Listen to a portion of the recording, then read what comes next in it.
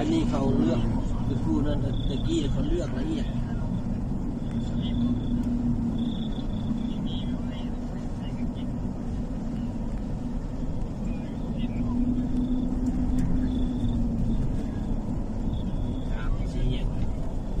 ครับเยอะยาที่เยื่อมาทางเขาเท่านี้มองอ่ะไม่เนาะเรือเป็นน้ำพันเขาวะ โง่เขาเตี้ย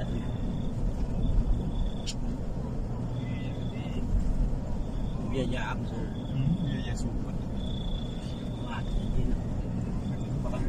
ๆซ้ำเลย แล้วเขาก็ลงเส้นบล็อก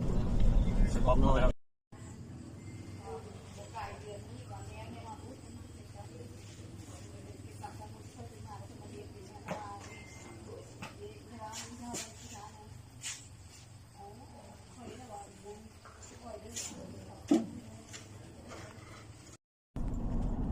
เบิ่งเงี้ยไปเลยอันนี้ต้องมีสติมันมาเป็นสื่อภาพแรกเขาอีกเขาตรงนี้บ้าง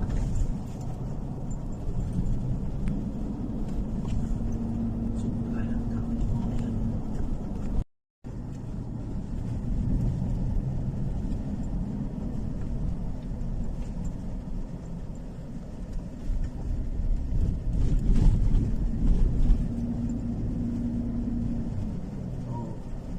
มีเวลาหลายคนหลายคนเขาเห็นแสงยามแรงเขาฝุ่นใส่ได้ เอาเจ็บเอากี่ห้วยแล้วกี่ห้วยเอาเลย แค่นี้ย่ำเนี่ยเขาเห็นหน้าแซงวัดปะ พอ วัดเอา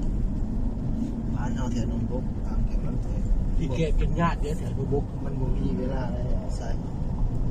เลี้ยวอันหนึงต่อใส่อันหนึงเลี้ยวเข้าแล้วก็ต่อเข้าพอจะเกี่ยวออกนะ เขาเห็นหลายอัน พอจะเกี่ยวออก บางคนปลูกมะม่วงแถวย าเลยยาเขาปุ๊แคมทางแคมน้ำ มันสบายหมดเขาก็ใส่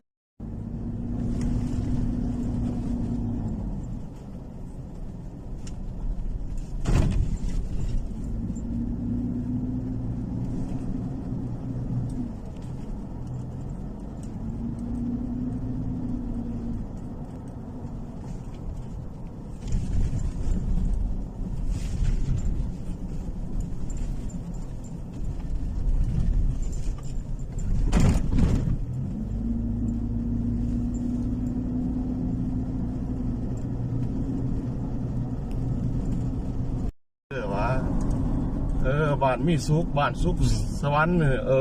คือจะคักหรือว่างวนนี้วันซื้อวันงวน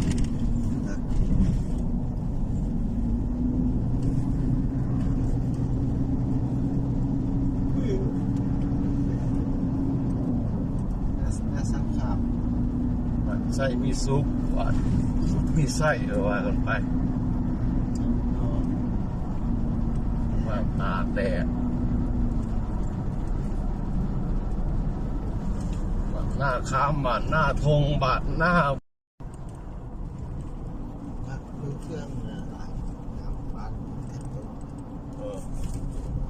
ไม่ใช่ซื้อบ้าน มันน่าเป็นซื้อ